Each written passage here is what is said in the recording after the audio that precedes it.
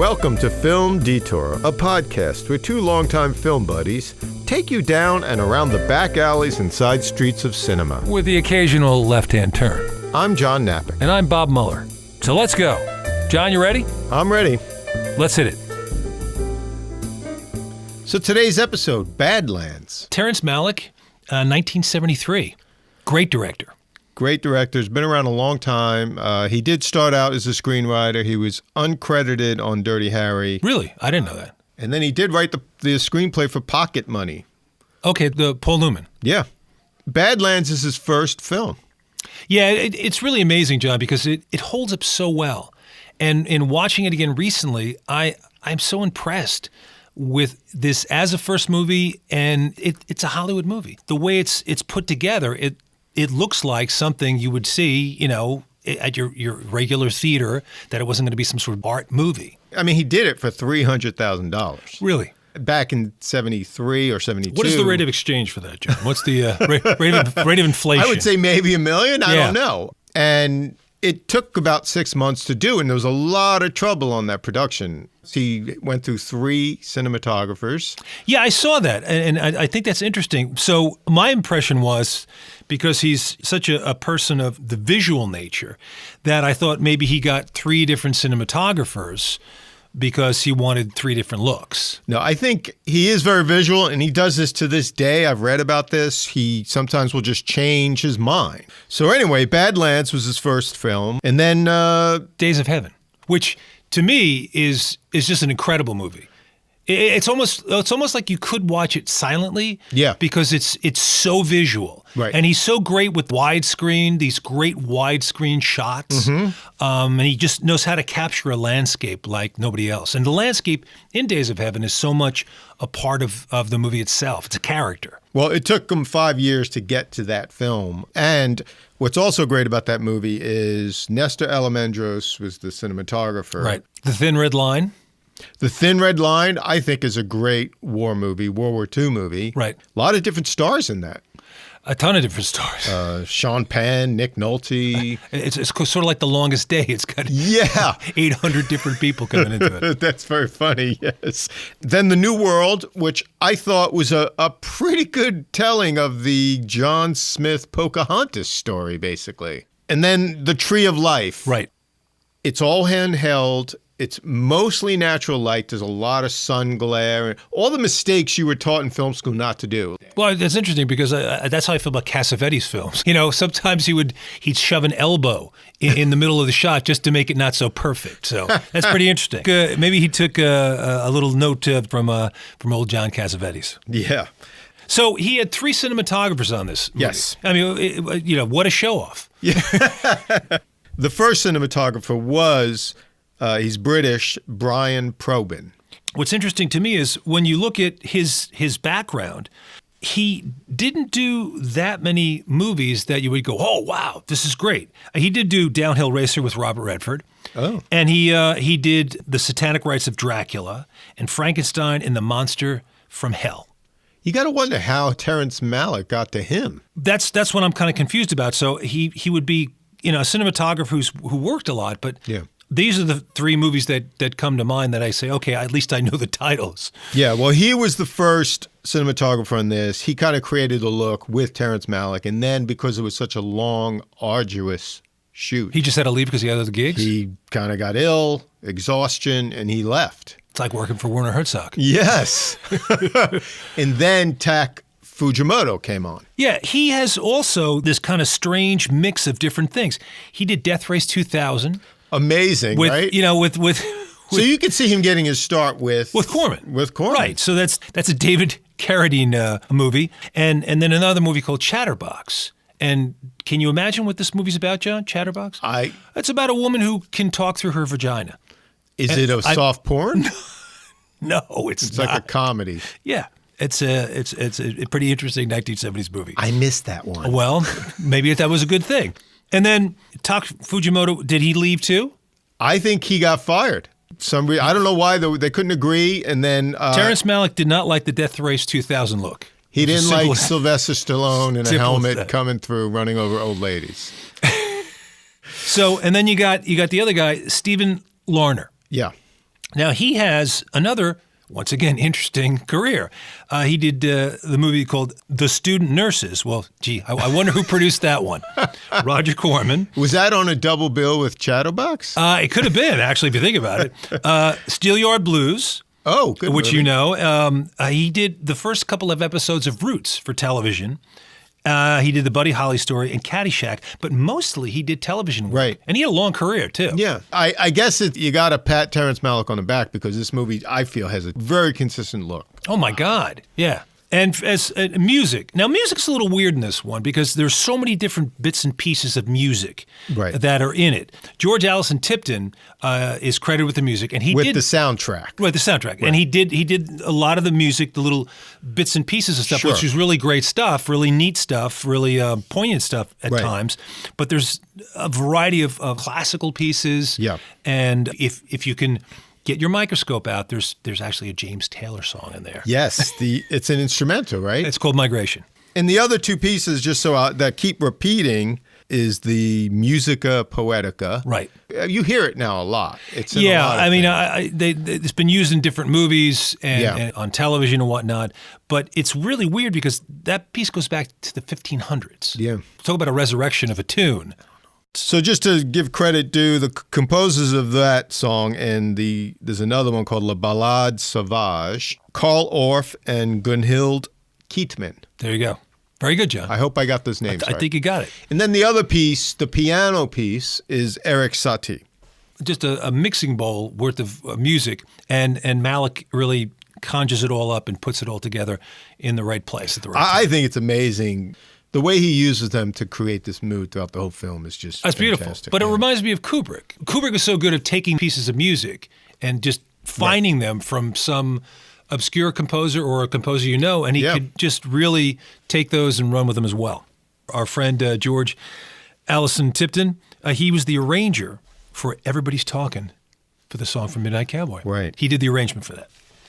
So there's basically 3 stars in this, right? Right. We'll start with Martin Sheen, who plays Kit. Martin Sheen has an amazingly long career. Yeah. I mean, he goes all the way back to live television, Route 66, he did Naked City, he did The Outer Limits, and he was even on My Three Sons. One of my favorites, NYPD. Yes. If you look at his body of work, oh my God, talk about a workhorse actor. The guy never stopped. I mean, he became a really big star on The West Wing, plays President Bartlett. But he also did a variety of television movies, and the first thing that I remember seeing him in that really struck me was The Execution of Private Slovik. He was also in The Missiles of October with William Devane. He played Bobby Kennedy. William Devane played Jack. He also played the presidential nominee in The Dead Zone. And he's really spooky in that.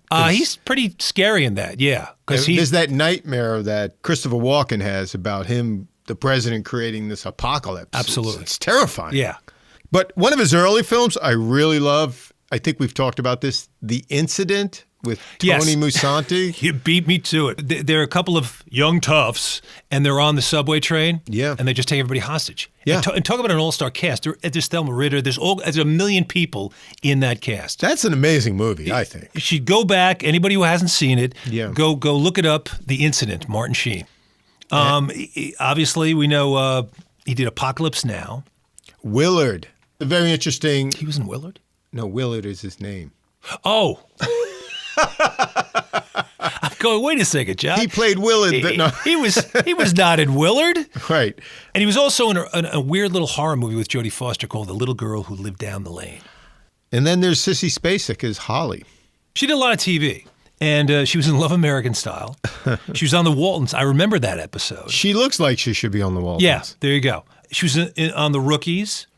And throughout her career, she's done television. I remember her from Prime Cut. Prime Cut is really one of the strangest movies I've ever seen. It is. It's a Michael Ritchie film, and it's Lee Marvin and Gene Hackman. Yeah. She's terrific in it. She's very young, and she looks too young that she shouldn't really be in that movie. Yeah, she's in a brothel, basically, yeah. She was in Three Women, the Robert Altman film, Carrie, and The Coal Miner's Daughter. She won an Oscar as Loretta Lynn. Also, a similar movie to Three Women. Do you remember Alan Rudolph? Welcome to L.A. Absolutely. Yeah. She plays. I remember having the album for the soundtrack, and she plays a maid who can't keep her clothes on. I believe is the tagline. Yeah. She was also in Missing with Jack Lemmon. And then we have one of our favorites. We've talked about him in several movies we've done here. Warren Oates. You know, you just can't go wrong with Warren Oates. He's got a small part in this movie, but he just adds credence to everything he's in. Yes. If he's in one scene, he's worth watching. Yes. What is he going to do? How is he going to convey this mood? What's he up to? Off the top of my head, you know, one of your favorites, John Dillinger. Yes. The Bring Me the Head of Alfredo Garcia. He's in 1941. He plays the crazy right. The Air Force commander. And Stripes with Bill Murray. There's your diversity. We go on forever about Warren Oates, but right. we'll put it aside. He has just a small part in this. But boy, oh boy, is he terrific in it. Yeah. So the movie is based on a real life character, Charles Starkweather, who went on a murder spree with his 14-year-old girlfriend. What's interesting is when you see at the end of the movie in the credits, it says, "This is not based on any real characters, you know, any similarity, blah, blah, blah." Well, that's a lot of hogwash because it is based on this guy. Yeah, and I think Terrence Malick, that story was stewing in his head for a long time because he grew up in the 50s, and that was a big deal then. You know, basically, Charles Starkweather modeled his whole persona on James Dean. Yes. And that certainly comes out in Badlands. And boy, oh boy, is Martin Sheen a dead ringer for James Dean. And they keep mentioning it. In the opening shot, we see Sissy Spacek, and she's a young girl. She's supposed to be 15. Now, she was 24 at the time when she was playing this, but boy, oh boy, you don't think she's 24 at all. No, it's you amazing. Totally buy her as this little girl. Yeah. And so she's sitting on the bed with her dog, and we hear the voiceover, and we basically get her story about how her mom died of pneumonia when she was a little kid, and her father was really broken up, and he never quite got over it, and he actually kept their wedding cake in the freezer for 10 years, and then eventually just gave it to the yard man. It's nice how it begins with that music. Yeah. The musica poetica. Right. So as you said, this movie is told from the point of view of this 15-year-old girl. Yeah, it's really well-written stuff. It's well-written, and her voice quality is pitch perfect, right? Yeah. And it's almost like a fairy tale, like feeling to it, the way she talks. She definitely has a romantic way of looking at things and certainly putting it down on paper. So it would be, I guess, what an adolescent girl would do, right? And one thing I'll just say about the voiceover, because it carries the whole movie. It's a first-person voiceover. Remember from literature class, when you read a first-person novel, that person's telling the story, you have to question some of it because it's their point of view. In a very poetic way, she kind of elaborates on things. This is my take on it. Yeah. And so this carries throughout the whole movie. So the father finally decides, after he gives the wedding cake away, that they're going to move from Texas to Fort Dupree, South Dakota, to start a new life and to get away from all these old bad memories. Right. So where they end up is we cut to Fort Dupree, South Dakota, and riding on the back of a garbage truck, we see Martin Sheen, who is Kit. And this shot is really interesting because this guy we see him for the first time, he's going to change Holly's life forever. And by the way, Martin Sheen doesn't play Kit. He is Kit. Yeah.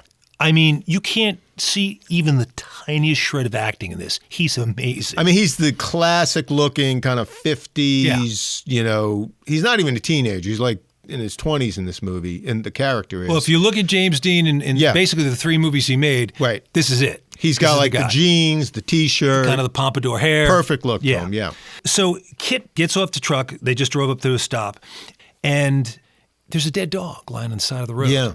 What's that Bruce Springsteen song again?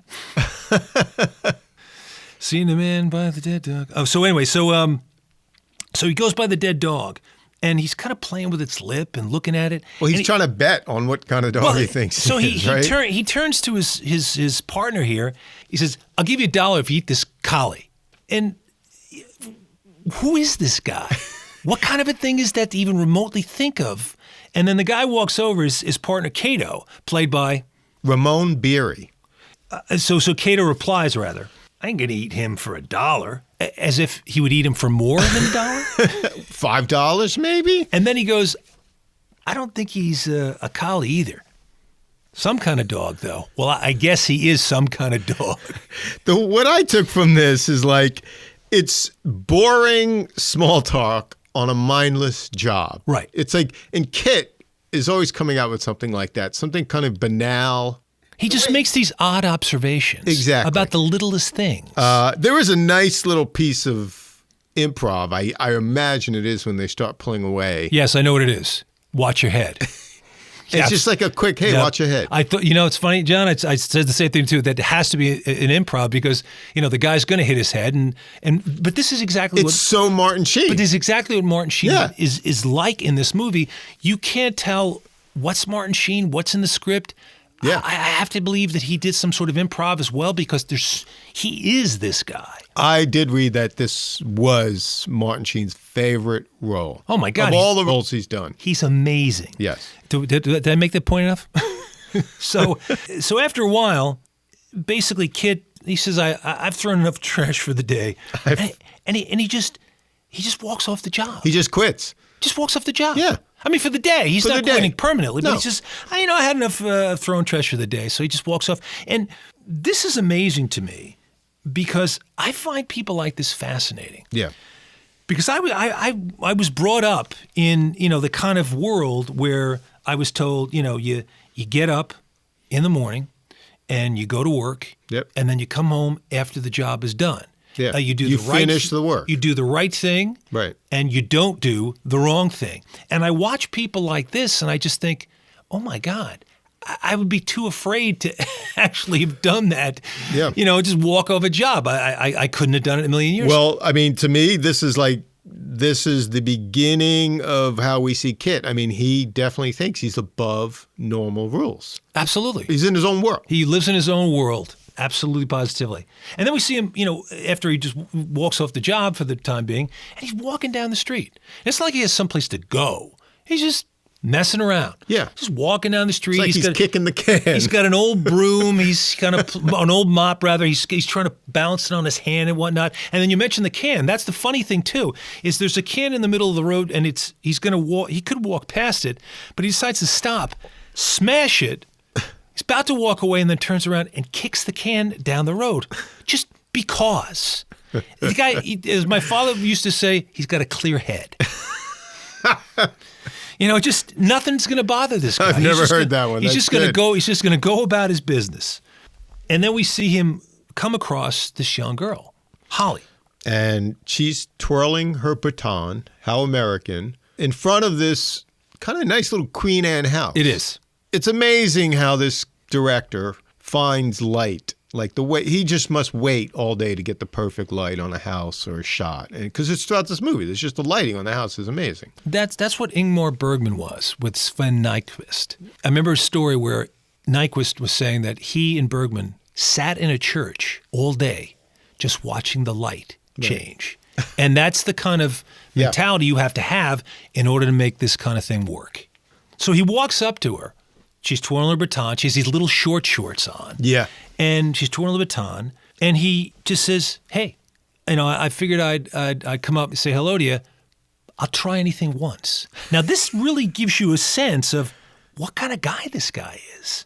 I'll try anything once. He goes, I've got some stuff to say. Guess I'm lucky that way. Yeah. Most people have nothing on their mind. And then he takes a little walk with her. He's like an actor in his own movie in a way. So her dad calls her, and she's got to leave. So she goes back to her dad, who's Warren Oates. Yeah. And Warren Oates says, well, who's that boy? And she says, she lies. She says, just some boy. He wants to know if we need any yard work done. I said no, and for him not to bother us. And the dad just looks at her like, yeah, right. Yeah. Well, it's interesting that she's already lying to her dad about Kit. Like right off the bat. That's a very good point, yeah. The next scene, as if it's going to really matter what the father said, Kit comes up to the house. And in a voiceover, we hear Sissy Spacek as Holly. He was handsomer than anybody I'd ever met. He looked just like James Dean. Think about a girl in that situation at that time in her life and to see this handsome boy coming up and wanting to talk to her. Yeah. So it's irresistible. Well, as you said earlier, like Charles Starkweather, who fashioned himself after James Dean. Right. I mean, it's almost like the 50s kind of were the beginning of youth culture and this idolization of these stars, I guess. Well, Elvis Presley. Presley. He was the dangerous, boy, without question. And I'll just note, by this time in the movie, which is late 50s, James Dean had died in a car crash. But he was a young man who died. Yeah. He was considered cool, and he only made a few movies. So, live fast, die young, leave a good-looking corpse every time. And that's, And the legend grows. And it carries over to Kit. Absolutely. Absolutely. So he says to her, "You want to go for a ride?" And she says, "I got homework." And he says, "Bring it along." Yeah, as if she's going to do any homework while she's hanging out with him. He's looking out for her. Yeah, he's worried about her studies. So we get a sense of where they're at, where the town is, and we see them walking down the sidewalk of this real nowhere town. And, like we said, Kid is this, rock and roll denim jacketed, two-toned cowboy boots. He's dangerous. You can see how he appears to her. Like This young girl has never been anywhere. This guy looks like a star, a movie star. Absolutely. It's funny when they're walking around town. He looks down and he's like, somebody dropped a paper bag. Right. He's like the master of the obvious. You know what I mean? He's like, "Oh, really, Kit? Thank you." Well, but he's also a philosopher because he says, if everybody did that in town, we'd have a hell of a mess. So he's got a thought for everything. No ifs, ands, or buts. He likes to hear himself talk, I guess. So this little, naive girl with her short shorts, just these two hanging out, there's going to be trouble. Yeah. There's no getting around it in this small town with nothing to do. Right. And then there's this wonderful montage. We hear this music playing, this ethereal music throughout the film. And you see this close-up of Holly. She's looking at the camera. And then we cut to this cow in the feedlot where Kid is working. He's lost his job in one place, the garbage job, which is that's a pretty tough job to lose. Yeah. And so he's down at the unemployment office, and they stick him with this job. So he's working at the feedlot. Yeah. And it's just, there's a lot of things like this in the movie where you're seeing all this juxtaposition of images and stuff. And I just found that amazing. And what ties it together, John, is that you have these voiceovers, which are really beautifully written. And she sums it up about her feelings for him and who he is and who she is. And she says, "In the stench and slime of the feedlot, he'd remember how I'd looked the night before, how I ran my hand through his hair and traced the outline of his lips with my fingertip. He wanted to die with me, and I dreamed of being lost forever in his arms." I mean, this is a real romantic thought for a girl to have, which makes all the sense in the world. Right. And I have to say that Terrence Malick writing these lines, he writes them with such beautiful poetry, but also in the mind that this girl is thinking them and feeling them. And it just comes across so beautifully. Really poetic stuff. Yeah, but she's kind of like expanding on reality too, in a way. It's like she's making it hyper real in a way. But like isn't that what girls do at that age? Though? Yeah, you know. But it's also what movies do, right? Right. It's like it just makes this moment that much more magical. And you can imagine when you're 15 and you meet this guy, right? It's like you must feel like you're in this big cinematic movie. You're floating on a cloud. Yeah. I remember the first time I was love at first sight. Yeah. 7th grade. Yeah. And I saw this girl, blonde girl from across the way. And I swear to God, John, it was like the dolly just took the camera right into this girl's face. And I couldn't get that girl out of my mind. So you can see that feeling of that first love. And what's interesting at the end of that, you cut to them and they're together in the car smoking cigarettes. Right. You could see her innocence is slowly absolutely because she wasn't away. Smoking cigarettes early on. It just every time we see her, she was the cheerleader with the baton, right? Exactly. What's interesting to me about the voiceovers, the way the music is, and the sound of the young girl's voiceover, it reminded me so much of To Kill a Mockingbird. Yeah. And the narration obviously is of a young girl scout, and you have that same feeling of how this girl is looking at life. Right. And also there's a sound that just this really beautiful music, this kind of glockenspiel bell type thing. And once again, it really reminded me of that soft, tender feeling you would feel when you were watching To Kill a Mockingbird. Right. this montage just goes on, and it basically shows their progression of their relationship. And you see that shot of Kit with the dead cow. He's like in the feedlot. He's just looking at this dead cow. Well, here's the weird thing about this guy is he says, I'll just try anything once. There's a dead cow. I don't know how it died, whatever. So he decides to just stand on it. Check it out. I've never stood on a dead cow. No. And then he kicks it a couple times and he gets off. But it's also like there's a remoteness to him. He doesn't really feel sympathy for animals. The progression of shots you're talking about the relationship, there's one shot that really struck me. And there's no dialogue involved. It's music. But she's leaning into him. She's smoking a cigarette, leaning him and just kind of whispering in his ear.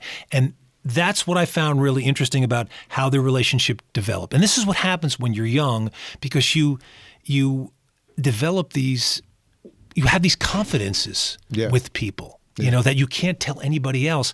And that's why she's becoming closer and closer to Kit, because she can tell him things that she wouldn't tell anybody else, that she feels stupid telling somebody else or weird telling somebody else.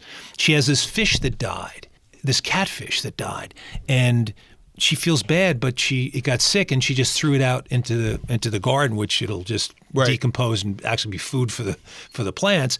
But she said, I felt bad doing that, and I had trouble with it, and I turned to Kit. So this is where the relationship really starts to gel. Who has a catfish as a pet? That's what I want to know. It's a big old catfish too. She has this kind of vision of Kit as this white knight that is going to come in, save her, and just take away all her troubles. And this one scene that to me does look like a fantasy type scene is where Kit is sitting in a bed it's a single bed, and there are all these, I don't know, ostrich feathers, peacock feathers. They're black in the back, just kind of almost like a headboard for him. Yep. And he's sitting there, and he looks young and sexy, and he's got this little quilt blanket on his torso. And just to the right of him is a nightstand, and on the nightstand is the fish, just going. And I just thought, this is the weirdest looking thing. But to her, it's okay. The way I saw it is that he took care of this problem with the fish, and he could, you know, maybe he could speak to fish and make everything all right or something. But that's what she's built him up, and that's for me what this scene really represents. But also the way those feathers are fanned out. Yeah, it kind of gives him this kind of regal crown behind him in a way. It's a very technicolor shot for her. You know what I mean? Yes. Again, it's her perception of this romance. Idealized, you know, vision that she has of this guy. And one small thing here is that the art director is Jack Fisk. Yes. And Jack Fisk has been married to Sissy Spacek pretty much since after this movie. So I guess they met on this movie. Exactly. So I guess she made quite an impression on Jack Fisk. I was going to say, Jack Fisk is responsible for a lot of the look of this film. Absolutely. He was one of the most consistent crew members. All these people were quitting left Oh, really? and right. I didn't know that. Yes. All these little elements that you see within these different sets and different locations. Yeah. It is really stylized, and he nails every little thing that should be in that room. So this montage kind of ends, and we cut to Kit and Holly. They're outside in the woods somewhere. She's buttoning her dress. Apparently, they've just finished making love. Yeah. Having sex, John. Let's just spit it out. It's the 50s. People didn't have sex. Yeah, just say sex. They made love. All right. And we know it's her first time, and she's very matter of fact. Yeah, amazingly matter of fact. It's like, did it go the way it was supposed to? She's asking him. So apparently, you know, it was like a quick thing, and as the first time usually is. And then she also says, she goes, is that all there is to it? And he goes, yeah. And she goes, gosh, what was everybody talking about? And Kit goes, don't ask me. Exactly. But she's so matter of fact, and that's the way her voiceover is too. It's kind of very monotone and deadpan in a way. And Kit being Kit, he wants to memorialize this moment by how? Well, he says, I got a big rock here, and let's smash our hands with this so we'll remember this moment forever. We'll never forget what happened here. That's one way to do it, Kit. But the problem with him is this. His little memento is a little bit too big. So he throws that away, and he finds a smaller one that'll fit the bill, even if they're not going to smash their hands. This is his kind of logic. Yes. Again, we've seen how this relationship has progressed, and now they're lovers, and now they're going to cement this thing, and they make this balloon. Yeah, it's a really beautiful sequence because, once again, it's a Terrence Malick shot, and everything is perfect in it. It's got this green grass and this beautiful, perfect blue sky, and these red flowers that are dotting the green grass.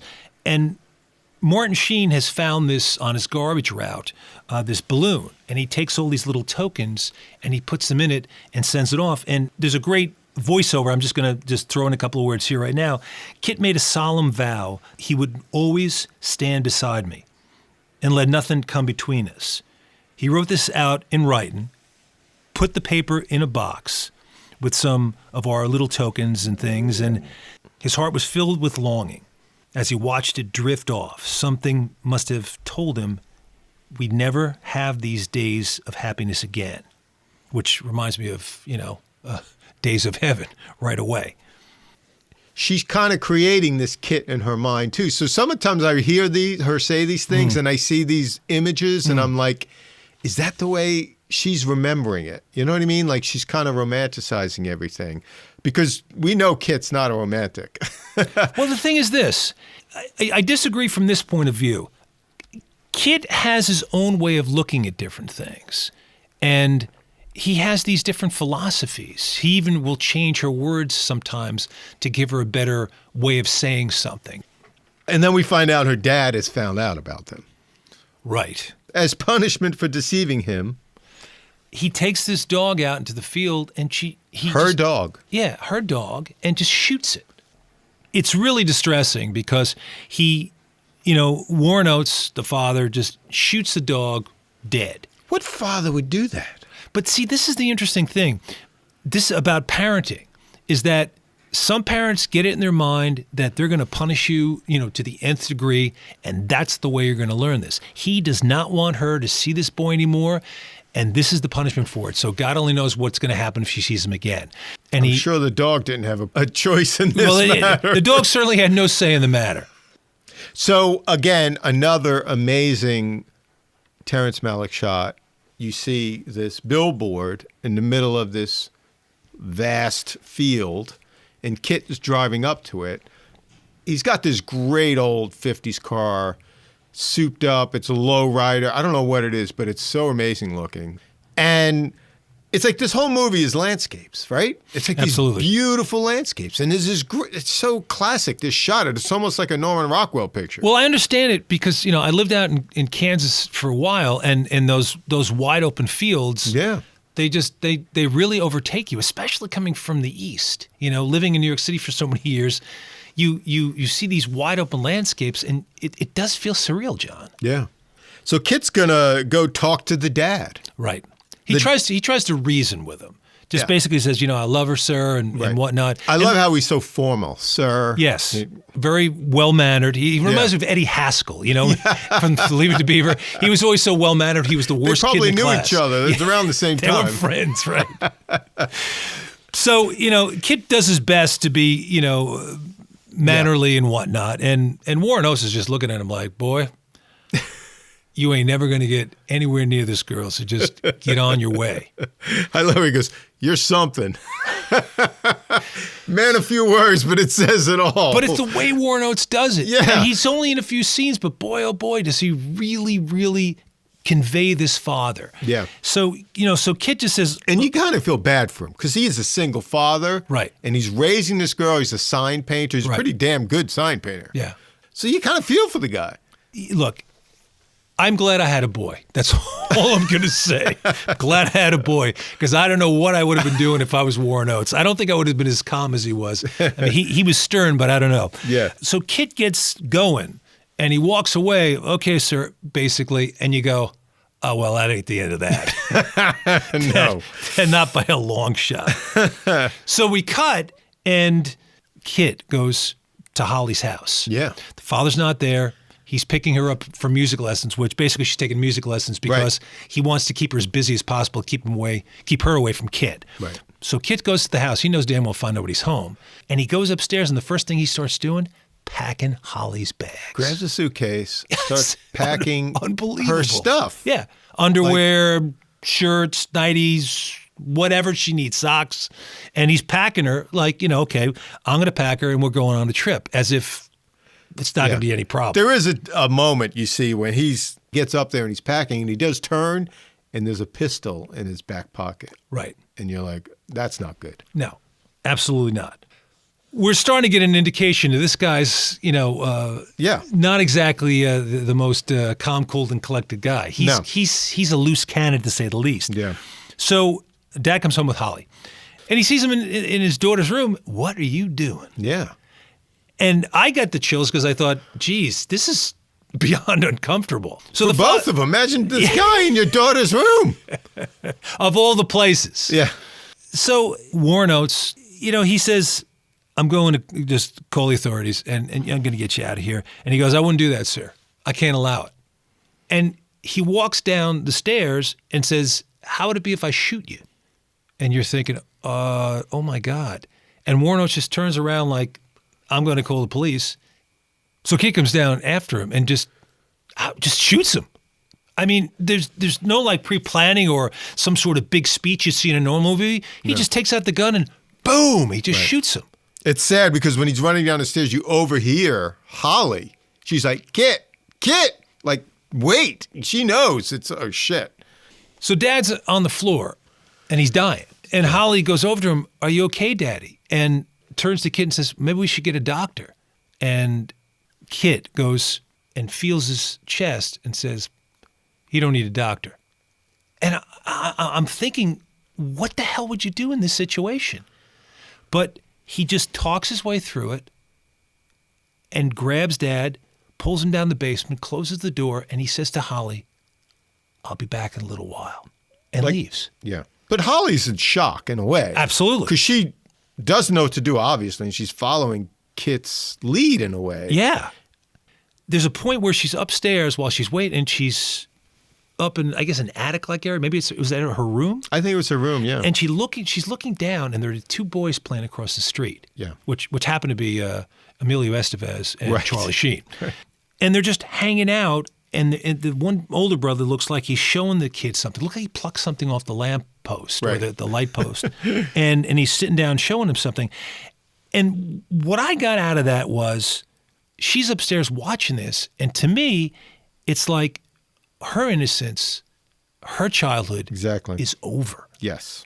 Because that shot of her in the window, and it's this Queen Anne house, to me, again, it's this like fairy tale image of like the princess up in the window. That's a very interesting point, John. I didn't think of it that way. Yeah. But your point that she is looking at like her lost childhood. Yeah, because if you think about it, she was just playing out there on that front lawn, twirling that baton, and now how much her life has changed like that. Yeah.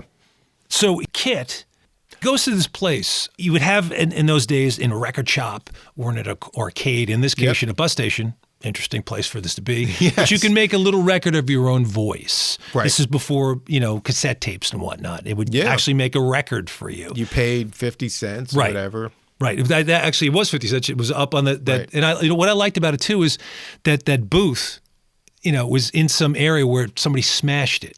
Some windows broken. Ne'er-do-well kid or something smashed it. So you're in a sound booth, but it's not going to be that great because the glass is broken. I'll just say as a little cultural moment, Elvis recorded his first song in a booth like that. Did he really? Yeah. He recorded an acetate of himself singing. Brought it to Sun Records. So he makes this recording that basically says that he and Holly have decided to kill themselves. This is a bad situation and nothing's good going to come out of this for anybody. And the reason he's making this recording, we find out, is he's trying to basically fake out the district attorney, buy himself some time. And he takes it at home and he puts it on this little Victrola outside and leaves it on, I guess, autoplay or something. So it keeps playing and playing so that when the district attorney finds it, he's going to think, okay, they killed themselves. He sets the house on fire. And he's gasoline all over the place, but it's really creepy just to see, what he's going to do with this. Right. But even though it's creepy, it is so well shot, John.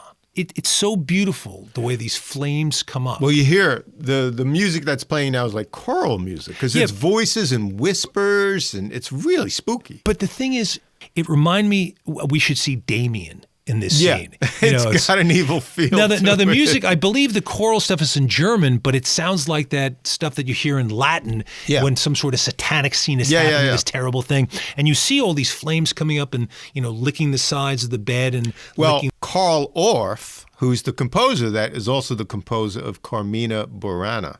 The horror music everyone plays. Okay. It has that feel. Right. It definitely has that feel to it. So at the same time, it's a creepy scene, and it has this sort of satanic Damien thing going on here. But the photography is so beautiful. The way that the light of the flames and the swirling of the flames coming up and the dust and the smoke. I mean, Malick is so great with detail. He gets all these little nitty-gritties of detail. The only other director I can think that would be so on top of these details would be Scorsese. Right. And I did read they did burn a couple of cameras during the shoot. I wouldn't be surprised. Because you felt like you were in these flames. Oh, my God, yeah. Jeez. So Kid says, you got to go back to school and get your books because I don't want you falling behind. Once again, this reminds me of when they went out on their first date walking around. Right. And he doesn't want her to fall behind with her work. As if this girl who's on the run for murder. Bob, he's a very responsible guy. Yeah. She's going to get a diploma out on the road. He has priorities. Yeah. She's going to fall behind. They're running from the law. He just killed the father and she's an accessory. They may be screwed up priorities, I don't think but he does have them. You're right. He's not a total ne'er-do-well. So she basically says, they'd be starting a new life. He said that they were going to have to change their names. He'd be James and she would be Priscilla. You got Jimmy Dean as James, and you got Priscilla Presley. Of course. So I that's what I was thinking. Most definitely. All right. Yes. All right. Then we're on the same page. And then she says, really, which is chilling. She says it was better to spend a week with someone who loved me for what I was than years of loneliness. And that's really profound. Right. And she's willing to just grab onto this, even though it's completely fucked up. Because this is the best she's going to get. I could almost put myself in her shoes and thinking, and when you're 15, and if the bottom drops out, like it's the end of the world. You got nothing else really, and you can just think about this 14-year-old girlfriend of Charles Starkweather's. Right, she was 14. 14, yeah. How old was the killer's cousin that he married? Wasn't she 14? Yeah. Jerry Lee. But they didn't go on a killing spree. No, they didn't. They didn't. But he was known as the killer, so maybe there's a correlation somewhere along the line. So, what's good point. So what's interesting to me is Kit concocts these elaborate scenarios about the future. But he doesn't think much ahead when it comes to just shooting somebody and what the consequence is going to be. Exactly. Well, he doesn't have empathy for people, certainly. And he seems to have this, this need for living out, whether it's in his head or in his life, this larger-than-life existence to get out of his day-to-day, garbage-throwing life. Yeah. So if this is what it takes, then F it, I'll do it. So next we see them. They're now on the run, and they're hiding out in the wilderness, basically. So they're going to build this treehouse. They're going to build this little house for themselves. It's fucking Swiss Family Robinson. Yeah. She talks about they're finding plants, make use of the plants they find. They're going to build a network of tunnels. They got this whole fantasy in his head, or this at least it seems like Kit's idea that it becomes this sort of part hippie commune for two and part commando compound. Yeah, but it's before hippie days, actually. Yeah. Well, that's you know what, John? That's a very good point because I have in my head it's a 70s movie, but you're right, it's the 1950s. So he was way ahead of the curve on this. There you go. What's funny is a shot you cut to, you see them building this thing, or he's sitting up in this kind of treehouse room, and on the tree is a Maxfield Parrish painting that he stole from Dad's house and a radio. And I'm thinking, what's the radio for? You're out in the wilderness. There's no electricity. Could it be batteries? No.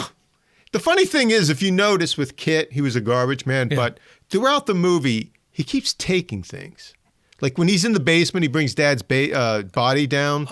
I found a toaster, he said. Yeah. He just picks up He just happened to see a toaster. While he's putting a dead body downstairs, he finds a toaster. And he brings it. Yeah. Like he's just always collecting things. Yeah. Weird. And then you see him making this booby trap. Yeah, once again, this reminds me of some sort of Vietnamese, that's the weird punji thing. stick thing. Yeah, it's a big ball of branches and it's got spikes and it swings. It comes pretty close to his head, John. There's no stunt man. Yeah, I thought like that second pass, right? The first pass, he moves out of the way still, but it's still pretty close. And then it's passing back the other way, and he has to go, and back out of the way. If this thing hit him, I think he would have been toast. It's not made out of cardboard. That's a real thing. Yeah, absolutely. It has weight to it, for sure. So right after the ball going, you see Kit running around in the woods. He's got the bandana. Yeah. He's shirtless. He's got a rifle. The interesting thing is he looks like Charlie Sheen running around in the jungle of Vietnam in Platoon. Well, as you said, you were thinking 70s. Well, the movie was made in the 70s. It's definitely a comment on Vietnam, I think, because he looks like he would be in Apocalypse Now, or as you say, it's Charlie Sheen in Platoon. The thing is, he's having a great time being this commando guy running around. It's crazy. I love this next scene. I have to say that Terrence Malick has a real good taste for music. Yes. He has a real good ear, I should say, for music. It's a song by Mickey and Sylvia, and it's called Love is Strange, which, is perfectly fitting for this couple, They're dancing around in this kind of silly, goofy style. And this is the lyric. Love is strange. A lot of people take it for a game. And that's, to me, the encapsulation of their whole love, because this is insane what they're doing. It's insane. Exactly right. I love how Kit dances. He's got his hands in his back pocket. He's doing this kind of rooster walk. Rooster walk. That's a good one. I couldn't think of it. That's perfect. It's perfect. Yeah. The way, I don't know who came up with the dance. It's actually very classic Americana. Oh, absolutely. These two kind of teen types just dancing. It's really great. But it's on the edge of that thing, like you're saying. It's no longer the nifty 50s. It's on the edge of rock and roll. Yeah. And that's the danger that I guess all the parents were worried about. And then from there, we cut to Martin Sheen is trying to get some food, and he's fishing in a river with this net. And, we go from this sort of strange love song to, once again, Holly's voiceover, and she said, we had our bad moments like any other couple. Kid accused me of only being along for the ride, which really cracked me up. This is where they're at, living in this secluded area. They have to eat, stolen watermelon sometimes and stolen corn, or even grass sometimes. So yeah, she's a real freeloader. she's coming along for the ride, and she says, "Well, at times I wished he'd fall into the river and drown so I could watch." So that says so much about these two kids. In a way, they're made for each other. Yeah, they're right? made, exactly. And we cut to the scene where it's morning in the camp, and she comes from the treehouse and walks over to Martin Sheen, or Kit, and she's got her curlers in her hair, and she's got a kerchief over the top to hold the curlers in, and they look like an old married couple sharing the bathroom, getting ready for the day. And that really struck me funny, because that's what they've become, this just perfectly normal married couple. Oh, hi, honey, good morning. I just got to wash my face. Oh, yeah, I'm in the middle of shaving. But they're these two crazy kids who just were in the midst of a murder, and they're living out in the middle of the woods, but they're living just like it's normal. And I feel like a kid is sort of like a disease, that it's spread into Holly, and she just takes all this as normal too. Well, my take on it, and it's similar, is they're kids, right? Right. And Kit, even though he's 25, he's kind of missing a few pieces. Yeah. They're playing house. They don't know how to live a domestic relationship. They're not normal people, but this is their version of it. So all good things must come to an end. Yes. Kit, who is not the brightest star, is having trouble fishing, and he decides to fish with his pistol. And he makes a lot of noise, and this guy spots him, and one thing leads to another. And now we have bounty hunters coming into the camp. And some of these plots or concepts, ideas that Kit had early on about making tunnels and making weapons and all these things really come in handy for him protecting him and Holly. He sees law officers coming in and tells Holly to take off. She hides, and then he slides into home plate. Yeah. He slides into this hole that he dug, and this has a flap, camouflage. It's something you'd seen the Viet Cong use. And he's waiting for them, and he's waiting for them.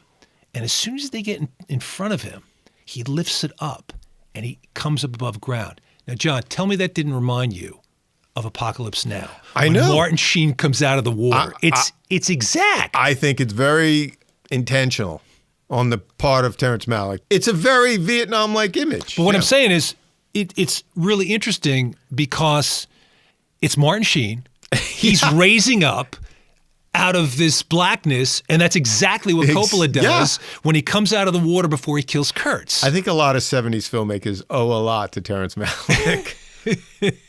So he comes out of this hole, and he just goes, hey! And the guy turns, and he just blows him away. No warning. But the thing is, he doesn't shoot him in the back without any... Well, no, he does give him warning, because he just goes, hey! That's not much warning. Well, I suppose that's because he doesn't wait for the guy to drop his gun. But it seems like he wants the guy to turn around a little bit. He's just playing with him, messing with him. And then the other guy takes off. Right. And he shoots him in the back. Yeah. Like Kit's not looking for a fair fight. And before he leaves the camp, because they're gonna take off now. So he shoots down these three guys in cold blood, I think. Absolutely. And then we see Kit and Holly visit Cato. Yeah. Kit's friend from the garbage truck. Right. Another beautiful landscape, and it's got this kind of one-room shack out in the middle of nowhere. Yeah, it's a really beat-up house. Yeah. It looks really sad. Right. He's all the way out in this little piece of property that he's managing, quote-unquote, for this other guy in town. The bed has got this thin mattress that's about, 2 inches thick or something with those open springs. And he's just got crap all over the place. Right. And let me just make a note about the actor, Ramon Bieri. A lot of television, Joe. A lot of television, including the Night Stalker series. And he was in two of our favorite films. One, The Andromeda Strain. Yep. And Sorcerer. William Friedkin. Yes, you're right. That is him. Yes. Wow. I wasn't thinking of him in that. I mean, he's a very familiar face. The scene kind of begins. There's a nice little domestic scene of them sitting around this picnic table outside, and they've had a meal. And she tells this joke. He has a little joke. She tells this little joke, and Cato laughs his head off, and all of a sudden, he just stops. And it all sinks into him. I'm eating dinner with a couple of murderers. I got to get out of here. This is really bad. And he gives them this story about the old man he works for, said he found some Spanish gold coins out in the fields. Right. And maybe we should go look for them. So they go walk into the field, and Cato goes, you know what, I should go get a shovel.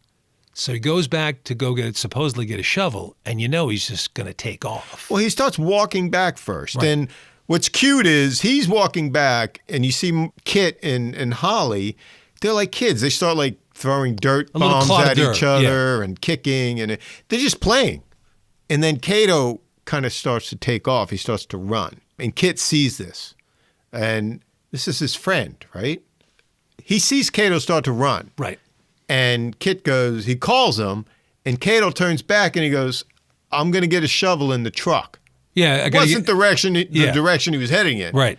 And then Kit he just knows that there's no other excuse to be had. Yeah. That's it. You're going to betray me. And he just shoots him. He runs at him and just shoots him. That's a great pyrotechnic shot. Because you see it behind Cato. And it just comes out his back. Because you get a sense of, what a gun does to somebody's body. Yeah.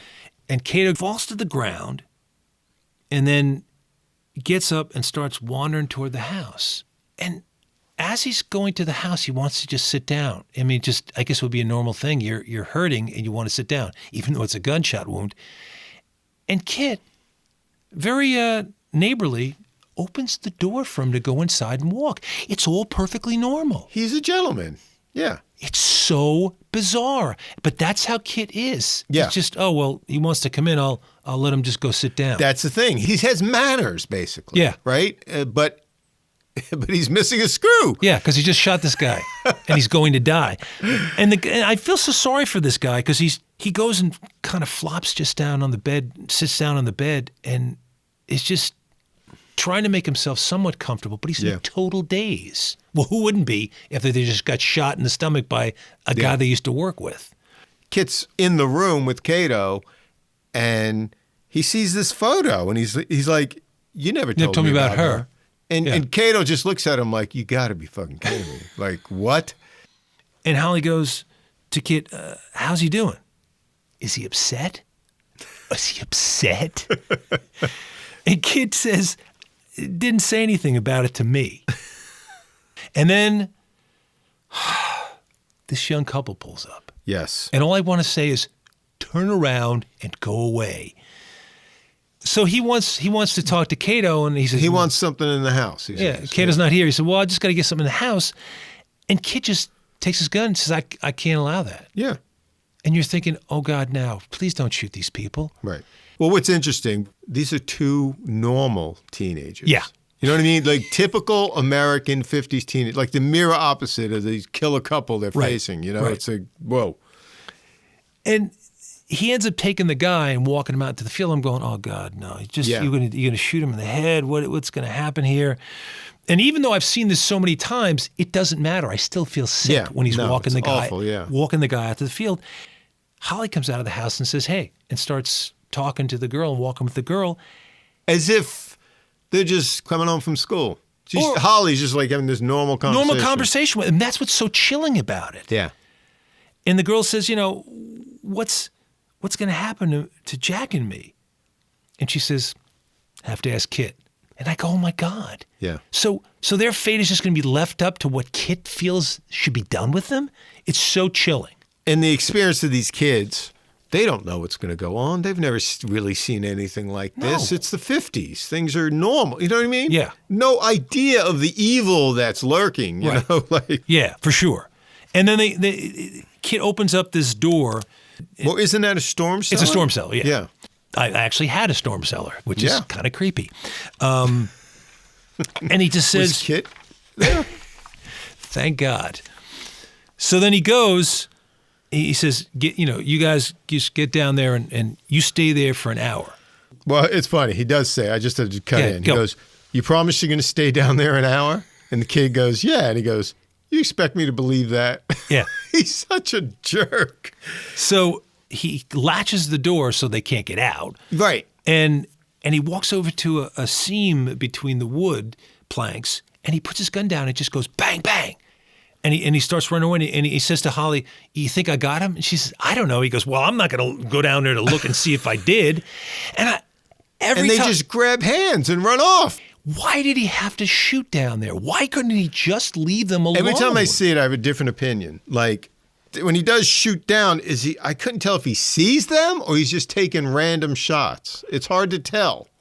I have felt sick about this scene every time I've seen it so far. But... remembering back to storm cellars, back to Kansas, and remembering how they're set up, hopefully, for these two kids, they moved a little further back into the thing itself, and they didn't stay right there, because if they stayed right there, but the randomness of this, it could have hit somebody in the head, it could have hit somebody in the shoulder. Yeah, it's very strange. And I like the black and white documentary footage of the town folk. The hysteria, because these two kids are on the run. And it's a lot of great little postcard shots, almost out of like a Life magazine feel to it. Yeah. Yes. And the thing is, what's interesting is they're all scared. All these different areas were scared. I remember hearing an interview with the editor of this movie, and he was saying he remembered that Starkweather really weighed on his mind. He lived in California, and he was convinced that Starkweather was coming to their town. He was going to kill people. Right. And it reminded me of Berkowitz.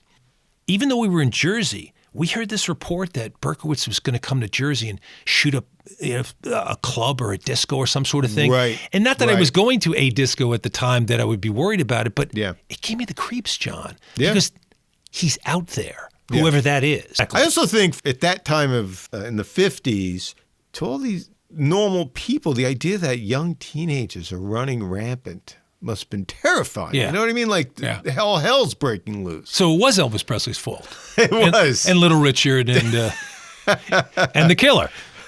The killer. Jerry Lee Lewis.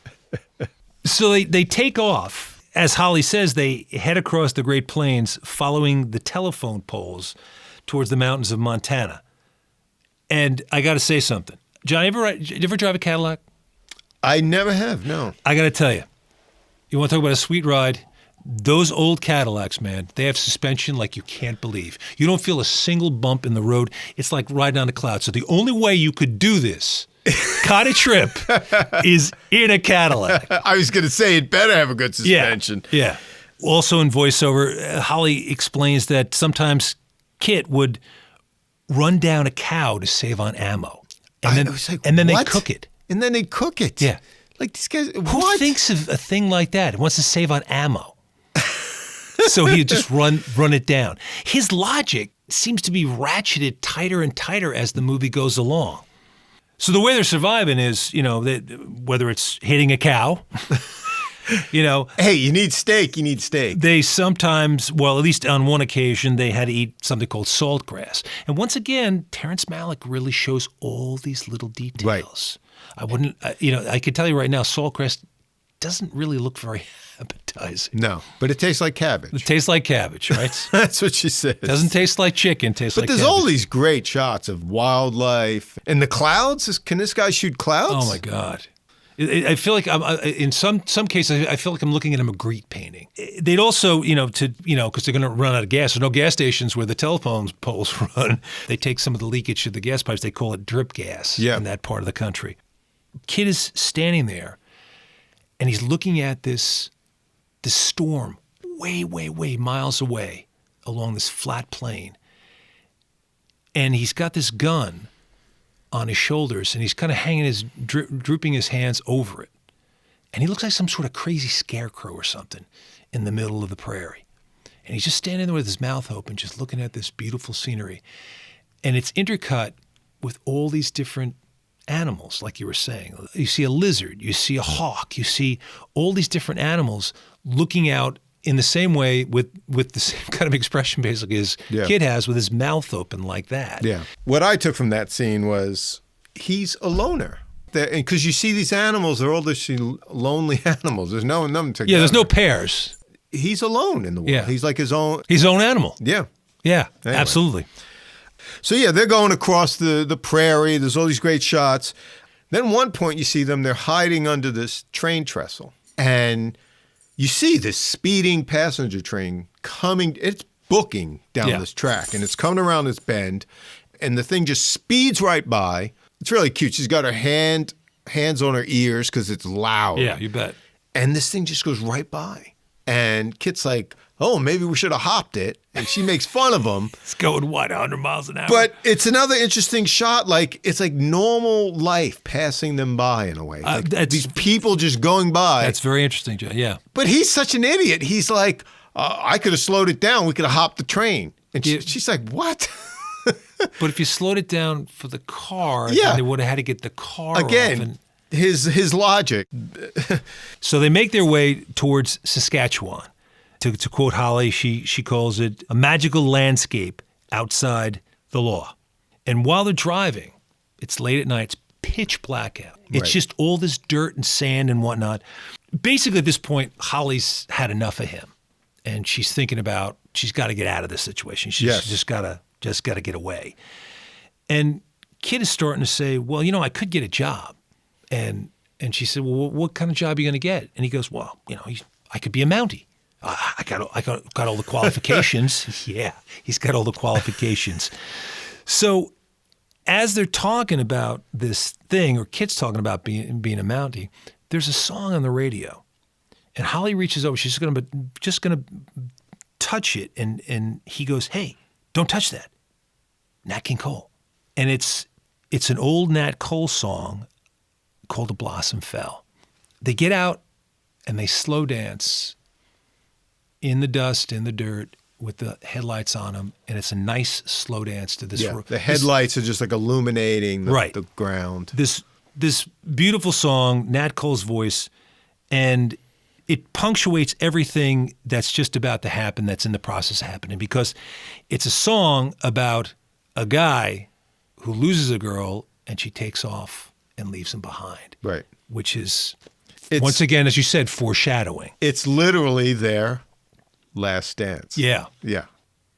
So you said they were traveling at night. Right. There is an interesting line where she talks about, she's seeing all the lights off in the distance. Yeah, I love that. Go ahead, go. And part of what she says is, at the very edge of the horizon, we could make out the gas fires of the refineries at Missoula, while to the south we could see the lights of Cheyenne, a city bigger and grander than I'd ever seen. It was just, you could just tell this girl was such a small town girl that she must have been staring at it with her mouth open, right? As you said, she's never been anywhere. Yeah. She's 15. This little city in Montana is like the biggest thing she's ever seen. Yeah. What would she think? What would she think of Los Angeles? I know. I thought that was very poignant. It is poignant. It's very sad. This small town girl, she just doesn't know the world. This is like the third shot I can remember like this. You see the car speeding across. Again, another amazing green landscape here. And they're pulling up to this lone oil rig. And I guess, so this is one rig out there, and there's a guy living in a trailer, right? He maintains this rig, I guess. The guy comes out, and Kit's like, I'm Carruthers. I shoot people. Like he knows he's already a star in a way. He's like a celebrity. Not that I deserve a medal for it, he says. Not that I deserve a medal. Really, Kit? So he wants gas from this guy, and the guy's not too keen on it. But now he knows who it is, so he's about to comply. And all of a sudden, we see coming in really fast. Yeah, helicopter. So I don't know if the cops saw them driving through the terrain or seeing anything else. I don't know. But now they're on them. Now they're coming in for the kill, literally, and. The kid's got to make a decision, and he just says, okay, let's go. Yeah. And Holly says, I'm not going. And he just loses his mind. Then he composes himself because he knows he has to get out of there. And he goes to her, and he says, if you want a second chance, 12 noon, Grand Coulee Dam, New Year's Day, 1964. Be there. Sunday. Be there. I love that. I heard that, and I thought, he did give a time, right? 12 noon? Yeah. I like his line. Boy, I had a feeling today was going to be the day. Yeah, that's the interesting thing. And he says it with a strange grin. He's like looking for this challenge. It's like the stage lights have come on. Yeah. He goes into action. The helicopter lands. He grabs some sort of old fender or something. Like he's got some sort of like knights in shining armor, shield or something. Like a shield. Well, the one guy comes out with a rifle, and they have this kind of running battle. Yeah. They're both going in opposite directions. But the cop doesn't have one thing. He doesn't have that medieval shield. Right.